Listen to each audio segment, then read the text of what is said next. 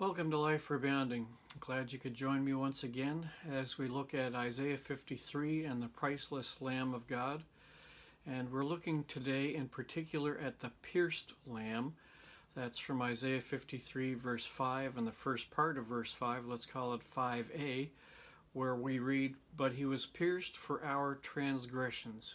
But he was pierced for our transgressions.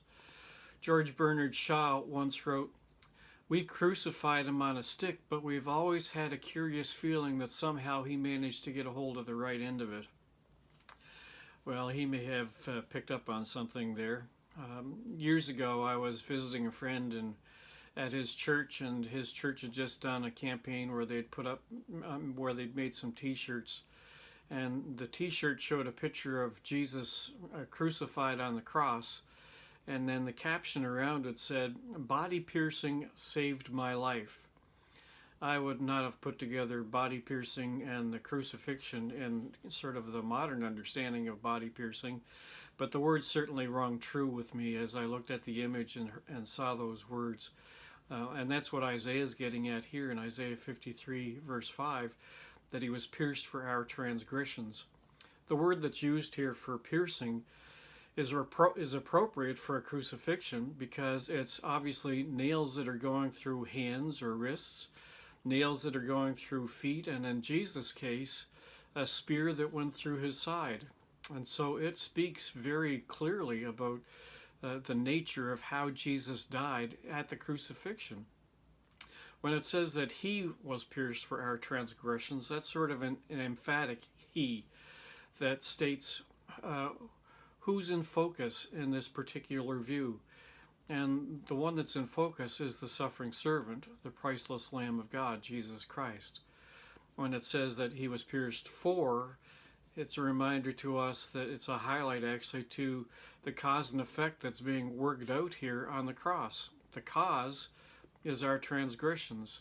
The effect is he was pierced for them. And so as we put these words together, we also look at that word transgressions and we see a word that really means willful rebellion.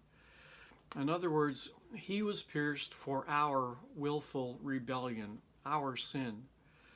When Matthew recorded his account of Jesus' healing ministry and his gospel, and the words that are used to describe that healing ministry of taking care of the sick and the demonized, he actually quoted this verse from Isaiah 53 verse 5. And when Peter wrote to encourage exiles who had been experiencing persecution, he used the same verse to encourage them. When we look at this suffering servant, this Lamb of God, this priceless Lamb of God, and we read these words, "But he was pierced for our transgressions," it becomes very personal.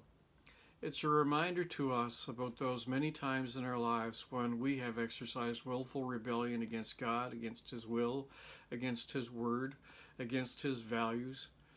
And yet we're reminded that even though we have had willful rebellion, Jesus died for that willful rebellion on the cross to set us free from it. He was pierced for our transgressions, and as a result, we should be humbled by the knowledge that he has done that for us out of his great love for us.